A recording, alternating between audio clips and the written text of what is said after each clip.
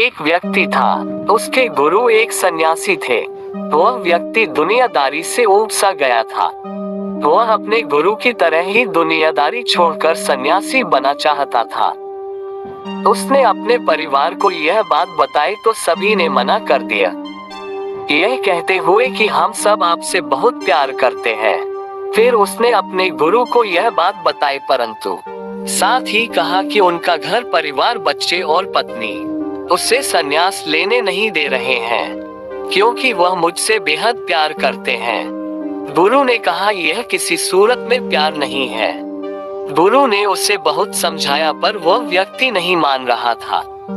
फिर गुरु ने कहा, अच्छा ठीक है। गुरु जी उस व्यक्ति को मठ में ले गए। इसके बाद गुरु ने उसे योग विद्या सिखाई, जिससे वह अपनी सांसें रोककर मुर्दे जैसी अवस्था में घंटों तक रह सकता था।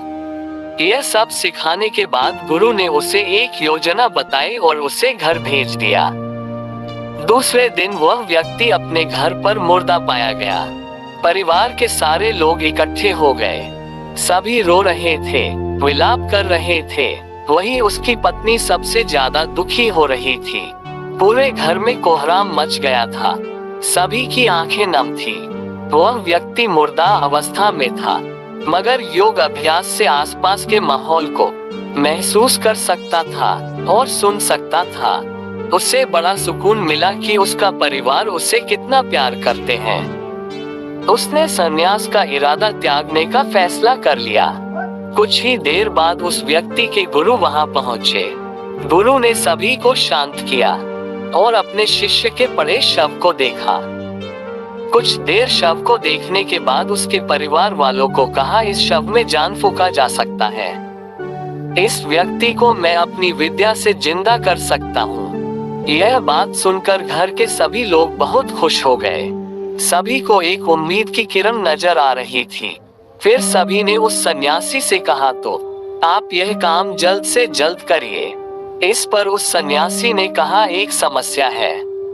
इस कार्य लिए परिवार के किसी अन्य सदस्य को अपनी प्राण त्यागना होगा। यह सुनकर सभी लोगों की सांसें रुकी की रुकी रह गई। सभी ने एक दूसरे को देखा। सन्यासी ने परिवार के सभी सदस्यों से एक एक कर पूछा, पर किसी ने भी हाँ नहीं कहा। सभी ने अपनी जान की जरूरत बताई और अपनी जिम्मेदारी भी। सन्यासी ने फिर उस व्यक्ति के पत्नी से कहा, अगर यह नहीं रहे तो तुम कैसे जियोगी? उसकी पत्नी ने तुरंत जवाब दिया, मैं इनके बगैर भी जी लूंगी। गुरु ने उस व्यक्ति के बच्चों से भी यही सवाल किया। उनका भी जवाब नहीं थी। फिर यही सवाल उस व्यक्ति के माता पिता से किया। उनका भी जवाब एक ही था। इसके बाद गुरु उस व्यक्ति के शव के पास आए और बोले, हे व्यक्ति, तुम उठ खड़े हो जाओ। वह व्यक्ति उठकर बैठ गया। फिर उसके गुरु वहां से जाने लगे। उसने अपने गुरु को रोका और गुरु से कहा, मैं भी आपके साथ चलता हूँ। अब उस व्यक्ति को समझ में आ गया था कि उसकी जरूरत उसके घर में कितना है। अब वह एक पल भी अपने घर में रहना नहीं चाहता था। इस कहानी से हमें यह सीख मिलता है कि आपके होने न होने से किसी पर ज्यादा कुछ असर नहीं पड़ता है। कहानी अच्छा लगा है तो हमारे चैनल को सब्सक्राइब जरूर करें।